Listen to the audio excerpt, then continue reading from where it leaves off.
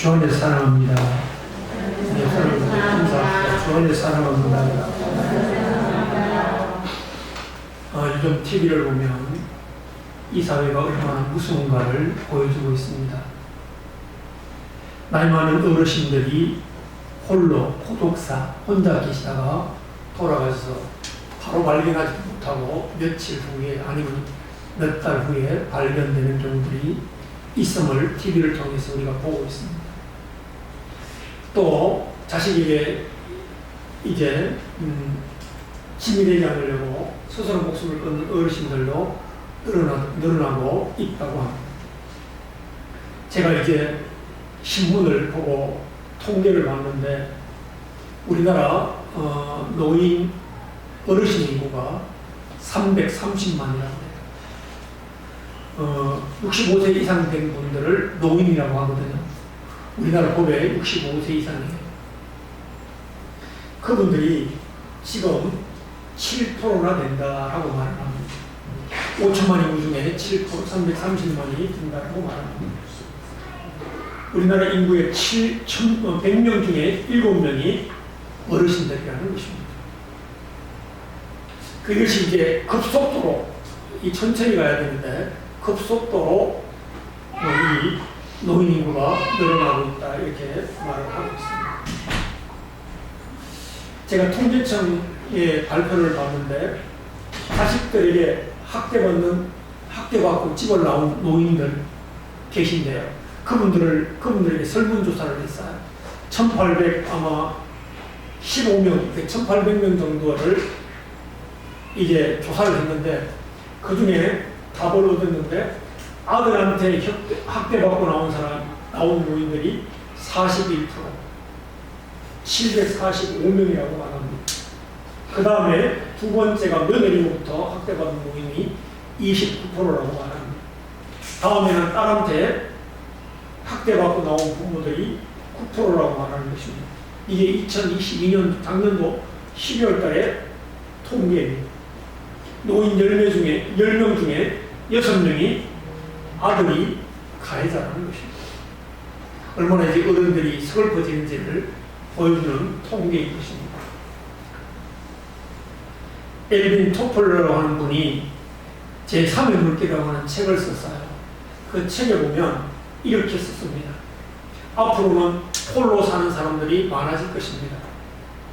결혼하지 않고 사는 사람들이 늘어날 것입니다. 일정한 기간 동안 부부 생활하다가 이혼하고 헤어지는 사람들이 많을 것입니다. 그리고 계약 결혼하는 사람들도 많아질 것입니다.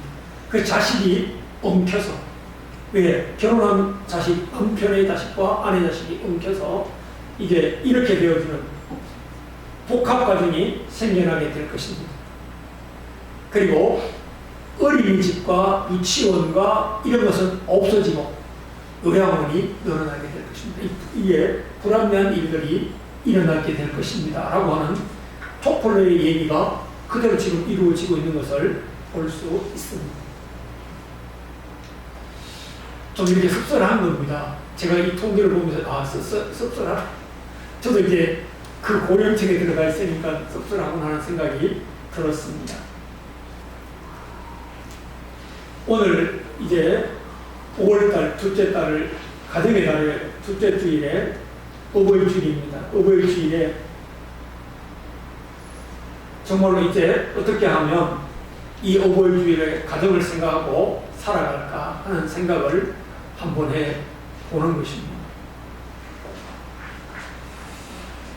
한 얘기가 이런 얘기가 있어요. 40대 남편이 직장에서 일을 하다가 갑자기 딸이 생각났대요. 딸이 이 중고등학생인가 봐요.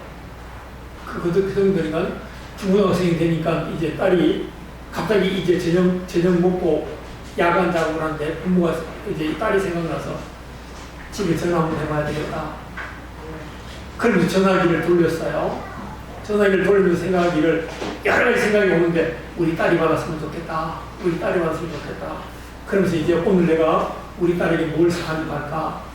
뭔 예쁜 것을 내가 사가지고 가서 그것을 내가 우리 딸한테 줄까?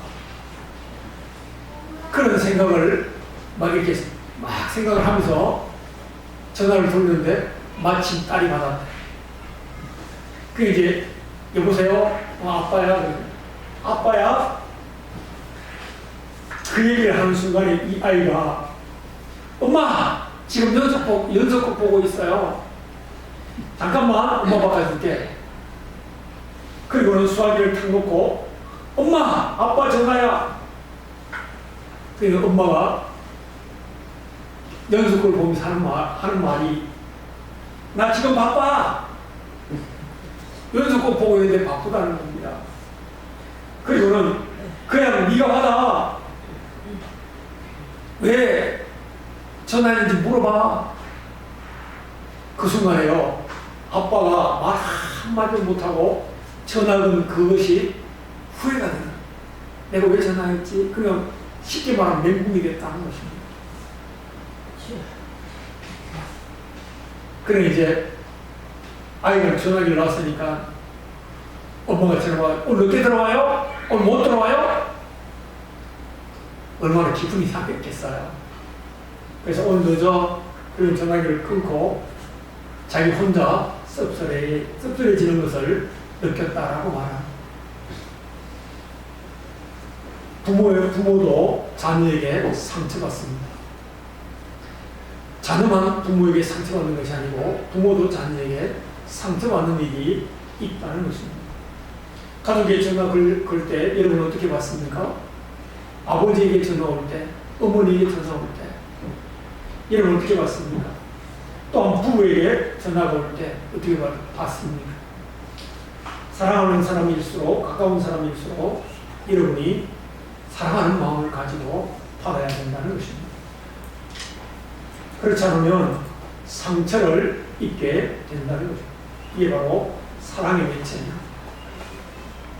또 신문에 이런 통계가 하나 나와 있어요. 성인 남자 500명을 이제 조사했는데 일주일 동안 전화를 어떻게 하는지 알아봤어요. 애인한테는 140분을 한다는 것입니다.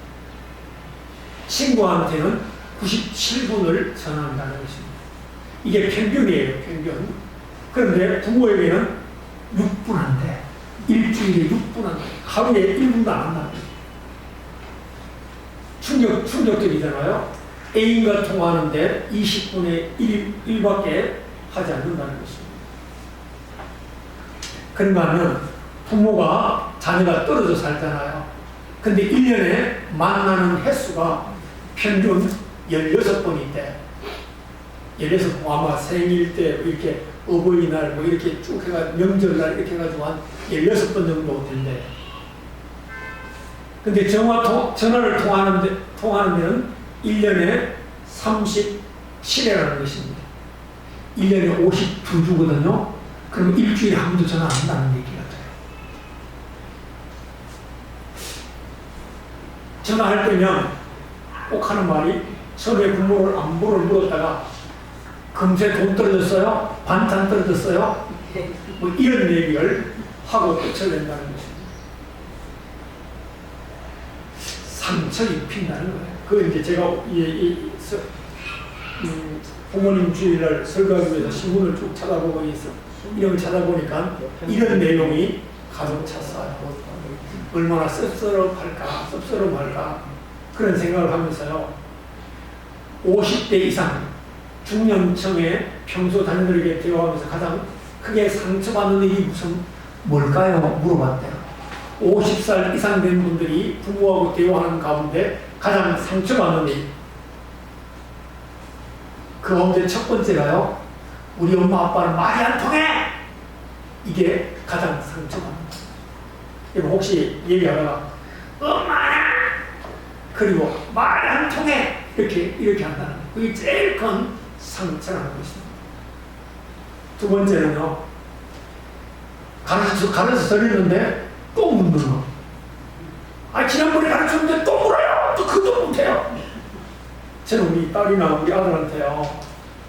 이제 금요일까지 기다렸다가 아들 이제 심야기도 하러 오면 야 이거 잘 안 된다. 그런데 모르면 그 꼬박꼬박 해주거든요. 제 딸도 대꾸 안 하고 꼬박꼬박 해줘요. 근데 보통 친구들은 그런다는 거죠. 지난번에 가르쳐줬잖아요. 또 몰라요. 이렇게 한다는 거예요. 그게 두 번째로 상처가 된다는 거예요. 여러분 기억하세요. 그러면 몇 번 물어도 그냥 해드리는 것이 그게 상처는 안 죽는다는 거예요. 세 번째는 제가 가고 싶은데요. 너무 바빠서 못 가요. 찾아뵙고 싶은데요. 너무 바빠서 못 갑니다. 라고 하는 말이 세 번째로 상처라는 것입니다. 제가 이 말을 듣고요. 생각해 보니까 제 장모님이요. 명절 때나 생일 때가 되면 사모한테 꼭 전화해가지고 하는 말이 이번에 올래? 이번에 올 거지?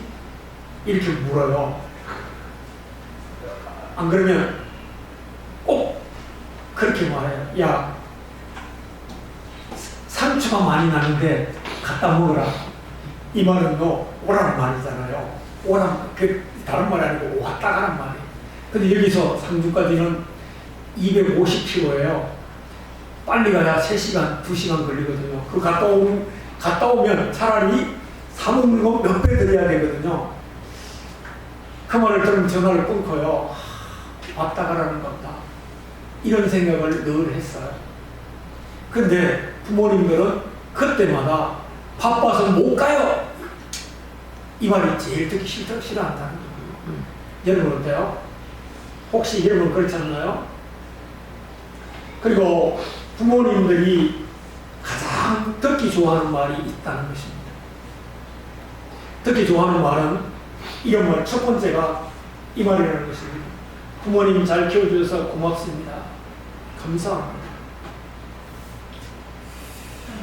부모님 날, 어버이날 딸이 용돈을 주면서 그 안에 편지를 넣었어요.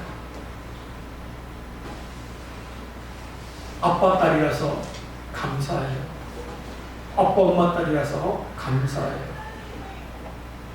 그리고 저희들을 잘 길러주셔서 감사해요. 이걸 봤는데요. 그 용돈을 안 보고요. 그 편지가 제 마음을 울컥하게 만들었어요.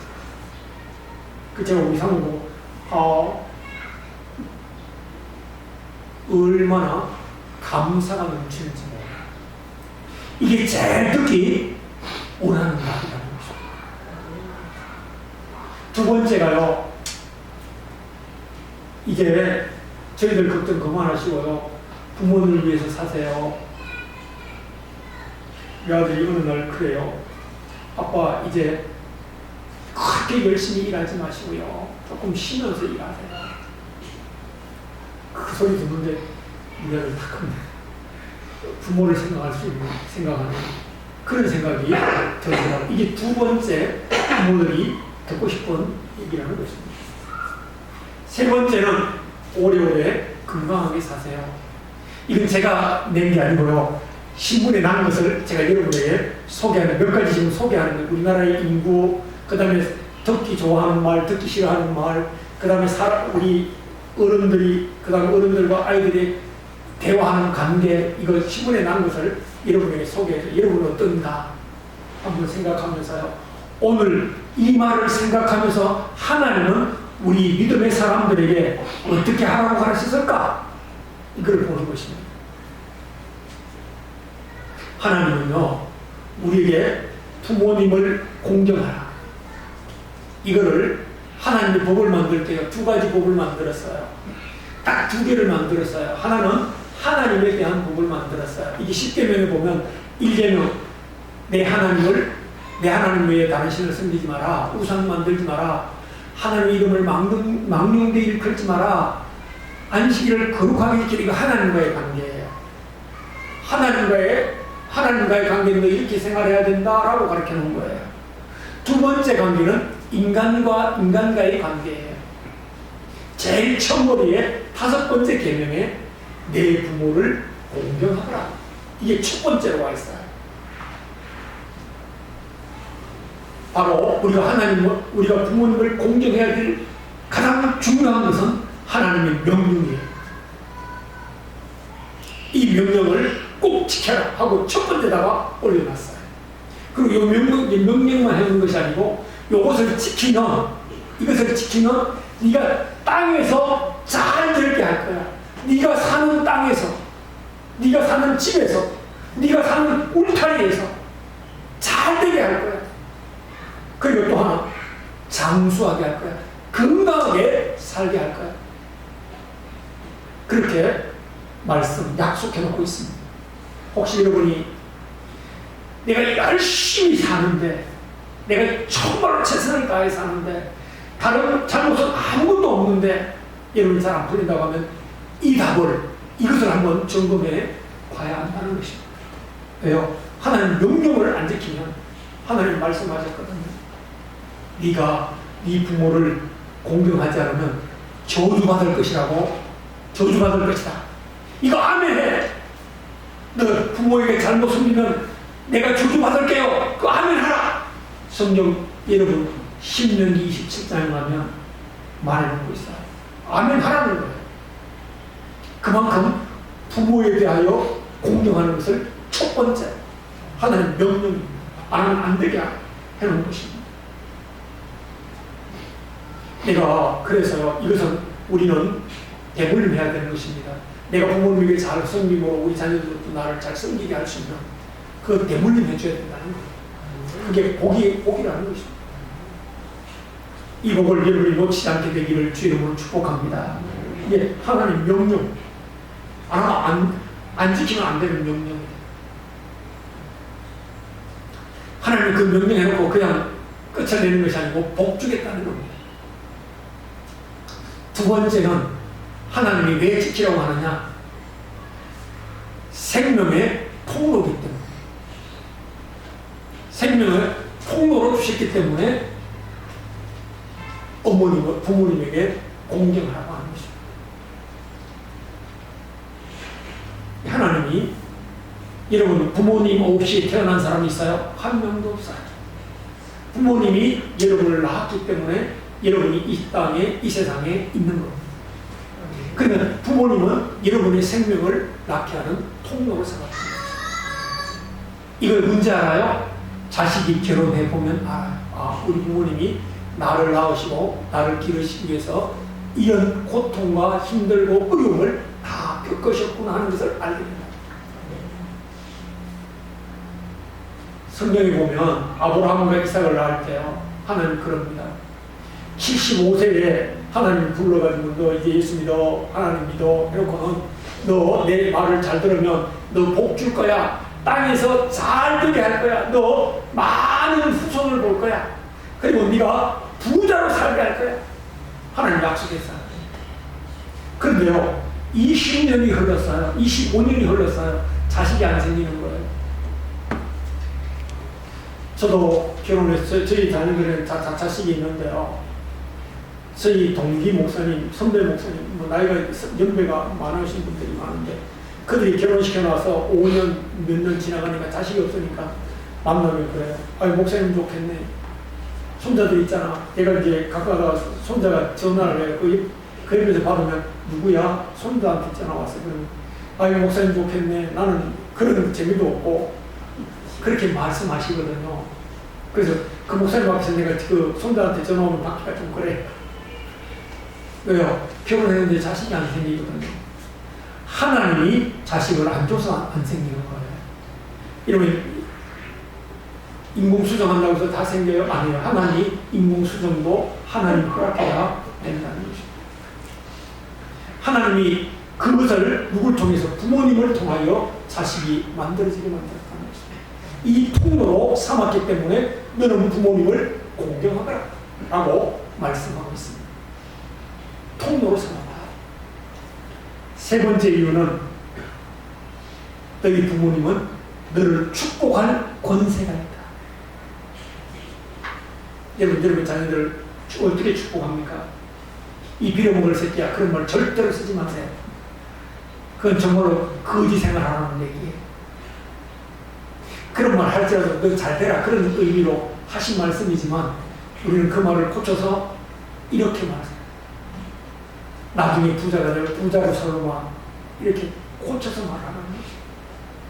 자신이 영 말한 들을지라도, 영 힘들게 할지라도 여러분 축복권이기 때문에 부모님은 자녀를 축복할 수 있는 권한을 하나님이 주셨기 때문에 자녀는 어떤 일이 있을지라도 복을 빌으라는 것입니다. 그러니까 부모님에게 그 복을 받기 위해서요 얼마나 노력했는지 몰라요. 이삭이라는 사람이 자녀를 둘러서요 40에 결혼해서 60에 자식을 둘 얻었어요. 쌍둥이 얻었어요. 이 쌍둥이 얻었으니까 계속적으로 아버지에게 축복받으려고 맏아들한테 축복이 2배가 오거든요. 그 맞이의 축복을 얻으려고 이 두 놈이 맨날 싸워요. 그래서 동생이 어느 날 아버지의 축복을 가로챕니다. 그래서 축복을 받아요. 그 축복대로 되어졌어요. 12아들을 낳고 큰 때로 이루고 살아요. 근데 큰아들은 그 축복을 못 받았어요. 그러면 덜 나기로 살아요. 뭐요? 방황하며 산다는 거예요. 우리 말하면 뭐라고 그럴까요? 장돌뱅이처럼 사는 사람이 됐어요. 전쟁에서 먹고 사는 사람. 이게 아버지의 축복권이에요. 이 축복권을 아버지에게 하나님이 주셨기 때문에 너희는 부모에게 공경하라. 하나님 대단하시죠? 그냥 부모에게 공경하라고 말하지 않고요. 법을 딱 정해놓고 너 이거 해야 돼! 이렇게 반드시 해야 돼! 이렇게 말하는 거죠. 여러분 기억하시기를 주 이름으로 축복합니다.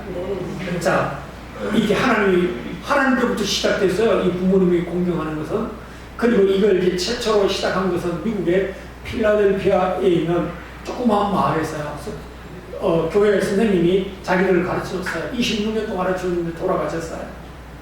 돌아가시고 난 다음에 이제 그 딸이 주일날, 어머님이 돌아가신 주일날 어른들이 오시면 오늘 어른들이 꽃을 달아드리는데 저도 이제 꽃을 받았는데요. 꽃을 달았어요. 꽃을 달았는데 하얀 카네이션을 달아줬어요. 하얀 카네이션을 달아줬어요. 지금 이제 빨간 카네이션은 부모님이 살아계신 분들이고 하얀 카네이션은 부모님 돌아가신 분들, 우리는 그냥 다 빨간 걸 다 달죠. 그렇게 했어요. 그것이 유래가 되어서 우리나라는 어머니날로 정했다가 그것이 어버이날로 다시 바뀌었죠. 왜요? 어머니날 있는데 왜 아버지날은 없디야? 그러니까 그것을 정부가 어버이날로 바꾸어서 지금까지 지켜오고 있는 것입니다. 그렇다면 이제 이 유래는 그렇게 됐고 하나님이 명령부터 시작해서 이것이 내려온 거다 하는 것입니다. 그렇다면 부모님에게 어떻게 효도해야 될까? 어떻게 효도하는 것일까? 그것을 오늘 부모를 공경해야 될 이유는 3가지로 봤어요. 그렇다면 부모를 어떻게 공경해야 될까? 이제 여러분 잠언을 읽어보면 잠언은 우리에게 교훈을 주는, 우리를 가르치는 하나님의 말씀이세요. 그 말씀에 보면 잠언 23장 25절에 이렇게 말합니다. 내 부모를 즐겁게 하며 너 낳은 어미를 기쁘게 하라. 제일 먼저요. 너희가 뭐예요? 부모님을 기쁘게 할 줄 수 있는 그런 삶을 사는 것이 너희가 효도하는 거다. 이렇게 말하는 것입니다. 여러분 나이가 들어도요 부모님을 늘 걱정시키는 자녀가 있는가 하면 나이가 들었는데 그 아이들이 밥벌이하고 그 아이들이 사는 것을 보면 부모가 안심이 돼요. 안심이 되게 하는 그런 삶을 살라고 하는 것입니다. 자녀는 그 책임이 부모님을 기쁘게 하는 책임이 있다라고 말씀하는 것입니다. 그것이 바로 부모님을 기쁘게 하는 거다라고 가르치고 있습니다. 그러면서 이제 24절에 보니까 그렇게 말하는 잠언이 33장 24절에 여러분이 23장 가서 읽어보면 자녀들이 부모님에게 어떻게 해야 될 것인가를 잘 써놓고 있어요. 그것을 보면 의인의 아비는 크게 즐거울 것이요 지혜로운 자식을 낳은 자는 그로 말미암아 즐거울 것이다 라고 말씀을 하고 있습니다. 그리고 한마디로 말하면 자녀들이 잘 살아줄 때 가정에서나 회사나 사회 속에서 인정받고 살면 그것이 부모의 행복이라는 것입니다. 즐거움이라는 것입니다. 두 번째는 할 수만 있다면 여러분이 조금 덜 쓰더라도 부모님의 용돈을 줄 수 있는 그런 삶을 살라고 말하는 것입니다. 자주 찾아뵙지 못할지라도 여러분 전화를 자주 하는 것. 이것도 효도라는 것입니다. 기쁘게 하는 것이라는 것입니다. 그러므로 오늘 여러분이 첫 번째 부모님을 기쁘게 할 수 있는 믿음의 성도를 되기를 주 이름으로 축복합니다. 두 번째는 부모님을 청종하고 공경하라고 하는 것입니다. 오늘 여러분 잠언 23장에 가면 분명히 말합니다. 23장 22절에 보니까 너 낳은 아들에게 청종하고 내 늙은 어미를 경히 여기지 말라. 경히 여기지 말라는 말은 공경하라는 말입니다. 이걸 조금 설명하겠습니다. 첫 번째, 아버지에게 부모님에게 청종하라는 말은 잘 들으라는 거예요. 잘 들으라고 하는 말은 아버지가 하는 말을 그냥 듣고 지나가는 말이 아니고 그 말을 책임지라 되세요. 다시 이렇게 꼭 새기라는 것입니다. 여러분 어르신들이 좋아하는 판소리 노래가락 하잖아요. 장구 치고 어떤 사람 한 사람은 노래 부르고 장구 치고 붙이고 그러면서 노래 부르는 걸 판소리라고 하거든요. 그 판소리 할 때 보면 그 노래하는 사람 노래를 쭉 하면서 중간중간에 붙이는 사람이 뭐라고 그래요? 얼씨구 좋다 그렇게 추임새를 넣잖아요. 그 추임새를 넣는 걸 가르쳐 바로 이 뭐예요? 청종한다고 해요. 그 노래 소리를 잘못 듣고 추임새를 잘못 넣으면 그 노래가 그 판소리가 엉망되잖아요. 그렇지 않고 그걸 잘 맞춰드리는 거예요. 이걸 잘 듣는다라고 말하는 거예요. 그냥 어머님이 하는 소리가 그냥 그 소리야 그리고 흘러듣는 것이 아니고 이렇게 맞춰드리는 거예요. 그것이 잘 듣는다는 얘기입니다. 그럼 어때요? 부모님 말에 대꾸를 제대로 해드립니까? 아니면 부모님 하세요, 부모님은 하세요, 나는 그냥 그리고 지나갑니까? 요거 하라는 것입니다. 바로 함께 맞장구 치라는 것입니다. 제가 신문을 봤는데요. 어떤 아들이 아침에 약을 치고 왔어요. 아들하고 약을 치고 왔는데 어머니가 들어온 아들 보고 그러는 것입니다. 얘야 오늘 약 쳐야지. 약 쳤습니다. 그러면 될 텐데 예 어머니가 알려주셔서 고맙습니다. 약 치러 가겠습니다. 그렇게 맞춰주는 거예요. 그런 자녀 될 수 있기를 주 이름으로 축복합니다. 안 그래도 약 치고 왔잖아요 지금 그렇게 말하는 것이 아니라는 거예요. 이해가 됐으면 아멘. 그렇게 하는 것이 청종하는 것, 잘 듣는 거라고 성경은 우리에게 가르쳐주고 있습니다. 이게 한 잡지에 실린 것을 제가 소개했습니다. 그리고 부모를 경멸히 여기지 말라, 공경하라는 것입니다. 신명기 27장 16절에 보면 너희 부모를 경멸히 여기는 자는 저주를 받을 것이라 할 것이요 모든 백성은 아멘 할 것이다. 경멸히 여기지 말라는 말은 무급배이라는 말입니다. 명예를 높이라는 말입니다. 섬기라는 말입니다. 공경하라는 말입니다. 아주 소중하게 여기라는 의미입니다. 이 말의 반대말은 멸시하고 천대하고 버림받거나 학대받는다는 말입니다. 이게 다른 말이에요. 그래서 여러분이 경을 여기지 말라고 하는 것입니다. 어느 가정에요 5명의 자녀들이 있었다는 것입니다. 3딸과 2아들이 있을 때. 근데 이 3딸과 2아들을 놓고 아버지가 집 나가가지고는 생명에도 자식을 돌보지 않는 거예요. 우리 옛날에 아버님들이 많이 그랬잖아요. 자식은 낳고는 부모님 돌보지 않아서 어머님이 키운 자녀들이 참 많아요. 키운 자녀들이 많아요. 근데 이제 이 아버지가 나가서 돌아가셨다고 하는 통지를 받았어요. 그러니까 자식들이 벌떡 일어나서 말하는 거예요. 우리 아버지가 언제 우리 키워줬다고 장례 치료라고 하냐고. 우리 아버지가 우리 어떻게 키웠냐고 언제 키웠냐고 그러면서 막 자식들이 일어나는데 큰아들이 그러더라는 것입니다. 그 친구들한테 하나님은 좋은 부모 나쁜 부모 그렇게 말하지 않고 부모를 공경하라고 했는데 근데 그 장례식을 치렀다는 거예요. 우리 그거 보는 거 아니에요. 그냥 하나님의 하라고 하면 복을 주신다는 것이. 바로 이것이 부모를 경건히 여기지 마라. 아무리 잘못했을 때도 그렇게 무시하고 그렇게 대하지 말아라 하는 말을 하고 계신다는 거예요. 그래서요, 성경에 보면 성경은 잘났던 못났던 부모를 공경하라고 했는데 그 말하면서 조용히 장례식을 치렀다고 하는 그 말을 보게 되는 것입니다. 성경은 부모의 연세되신 것에 대하여 이렇게 말합니다. 가볍게 얘기지 말라는 것입니다. 백발은 영화의 멸류관이요 의로운 길에서 얻으리라. 여러분 나이가 들면 머리가 쉬잖아요. 그것은 하나님께서 영광으로 주셨다는 거예요. 그래서 우리나라도 마찬가지지만 모든 나라는 대부분의 여러분 주차할 때도 노인석이 있어요. 차를 타면 노인석이 있어요. 그만큼 대우해 주라는 것입니다. 근데 그런 문제로 또 막 다투시는 분들도 있는데 그건 그렇게 하지 말라고 하는 것입니다. 자, 우리는 이것을 보면서요, 제가 어릴 때 늘 우리 이웃에게 욕먹던 말이 하나 생각이 났어요. 저놈의 자식은 예수 믿더니만 서양 종교 믿더니만 부르새끼라고 맨날 그랬어요.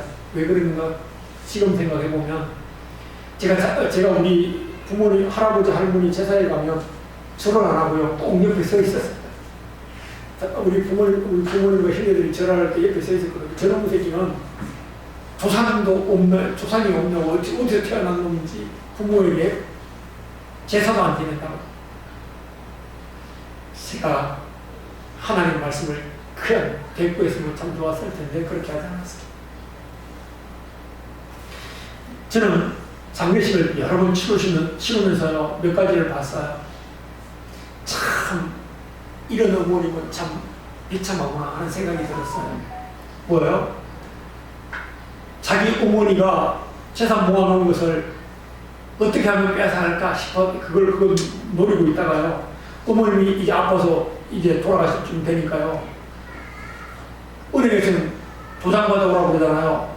그러니까 그 아픈 자리에 가서요. 인중 붙여서요.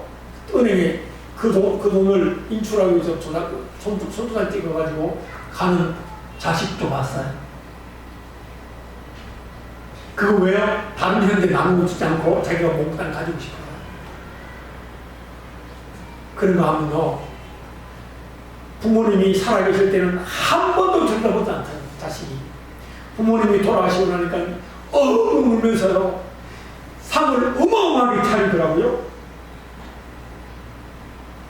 막 대단하게 살아요. 그걸 보면서 야 대단하다. 그게 진짜 효도예요? 성경은 뭐라고 해요? 살아계실 때 효도하지 않는 자는 저주받으라고 말합니다. 어떤 것이 또 효도일까요? 제가 보기에는 예수 믿는 게 진짜 효도하는 거예요. 효도하게 하는 거예요. 그리고 가장 또한 효도가 뭐냐? 이런 부모님이 예수를 믿지 않으면 예수 믿게 만드는 것이 진짜 효도라는 것입니다. 그런 자녀 되기를 주 이름으로 축복합니다. 제가 지난 주일날 저녁에 예배를 드리고 나서 저녁에 자기 전에 영화 한 편이 나오더라고요. 남편 영화 하나. 치보로 하는 영화였어요. 여러분 보신 분도 있을지 몰라요. 손자하고 꼬부랑이 할머니, 벙어리 할머니예요. 벙어리 할머니하고 같이 사는 모습이에요. 왜요? 아마 자식들이 무슨 일로 이 손자를 시골 어머니에게 맡겼어요. 그런데 이 시골 할머니가요, 자녀를 키우는데요. 이 손자가 이게 얼마나 개구장인지, 삐끗하면 뭐 사달라고 그러고, 뭐 해달라고 그래요. 근데 이 할머니는 그 요구할 때마다 다 해줘요. 근데 이 할머니가 돈이 들어오는 곳은 어딘가 하면 구성지, 야채 조금 팔아가지고요.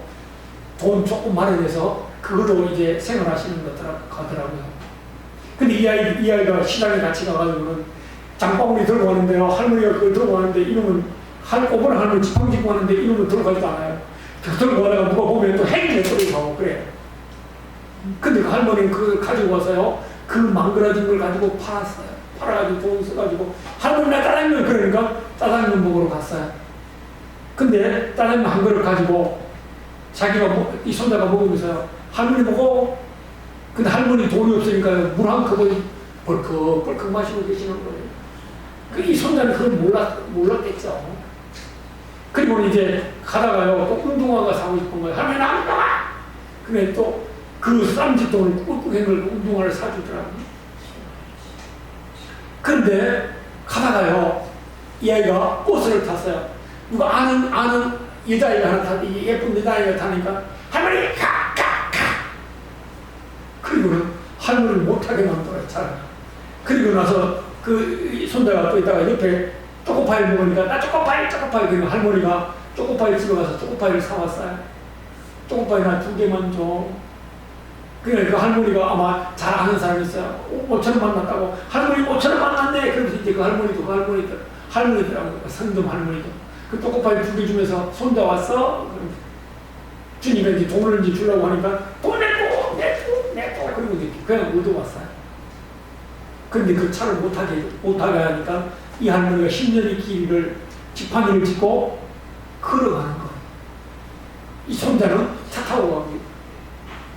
근데 이 할머니는 하나도 불평하지 않고 이 손자에게 하나도 짜증을 안 부려요. 그거 다요. 동원이 할머니. 그걸 보면서요. 하나님의 사랑, 내 사랑이구나 하는 것. 하나님 우리 인간을 위해서 예수님을 주신 것처럼 부모님을 주심으로 이 사랑을 배우게 합니다. 그리고는 그 손자가 이제 나중에 알았어요. 자기 어머니가 이제 데리러 왔어요. 돌아갈 때는 할머니 내일 이제 어머님 내가 내일 손자 이제 데리러 온다고 하니까 그 손자가 밤중에 그림을 그렸어요. 이 종이 이런 종이 2개에다가 그림을 그렸어요. 하나는 웃는 그림, 웃는 그림을 자기 웃는 그 얼굴을 그려놓고 하나는 찡그린 얼굴을 그려놨어요. 그리고 할머니가 글자도 모르고 말도 못하니까 할머니 아프면 이 찡그린 얼굴 보내! 편지로 보내! 그리고 내가 보고 싶으면 이 웃는 얼굴 보내! 그럼 내가 올 거야. 뭐예요? 그때서 알았다는 얘기죠. 그리고 그 손자가 버스를 타고 가고 그 할머니는 이제 산 꼭대기까지 걸어 올라가는 모습으로 끝을 냈어요. 아, 하나님은 이 부모님을 통해서 내리 사랑의 비밀을 우리에게 전달하고 싶으시구나. 하나님의 사랑도 이 사랑을 우리에게 전달하고 싶구나 하는 것을 발견했습니다. 오늘 어버이 주일날 여러분 꼭 기억하세요. 부모님을 즐겁게 하는 것, 부모님의 말을 충종하는 것, 그냥 흘러들이는 것이 아니고 추임새를 넣는 것, 그리고 경험을 여기지 않는 것, 무시하지 않게 하는 것. 그렇게 할 때 하나님은 약속, 이 땅에서 잘되게 할 거다. 이 땅에서 너희가 장수하게 건강하게 할 거다 라고 말씀하는 것입니다. 이 축복을 저와 여러분이 꼭 누리는 부모, 자녀, 여러분이 이제 부모 됐으니까 자녀에게 이것을 가르쳐주고, 또한 여러분의 부모가 계시면 이것을 여러분이 함으로 여러분 자신이 이것을 본받고 여러분에게 할 수 있도록. 지난 어버이날 혹시라도 여러분이 전화하지 못하고 얼굴을 뵙지 못한 분이면 오늘이라도 전화해서 어머님 사랑해요. 내가 어머님의 자식으로 태어난 것이 가장 감사해요. 나를 길러주고 감사해요. 이 말 한마디 하면 지금까지 여러분과 원수지고 안 겪었던 일이라도 눈 먹듯이 다 풀려버린다는 것입니다. 이 일을 함으로 하나님의 말씀을 순종하는 역사가 여러분에게 있으므로 하나님의 복 주시는 믿음의 성전이 다 되어지기를 주님으로 축복합니다. 기도하겠습니다. 하나님 고맙습니다. 감사합니다. 오늘 어버이 주일에 어버이에 대한 아버지 하나님의 명령과 또한 우리가 순종해야 될 분명한 비밀과 우리가 어떻게 순종할 것인가를 말씀을 통하여 은혜 나누게 하심을 감사합니다. 우리가 이 은혜의 하나님 말씀대로 우리가 순종함으로 복받고 살리는, 그리고 건강하게 아름답게 사는 귀한 성도를 다 되어지게 주시옵소서. 예수 그리스도의 이름으로 간절히 기도하옵나이다. 아멘.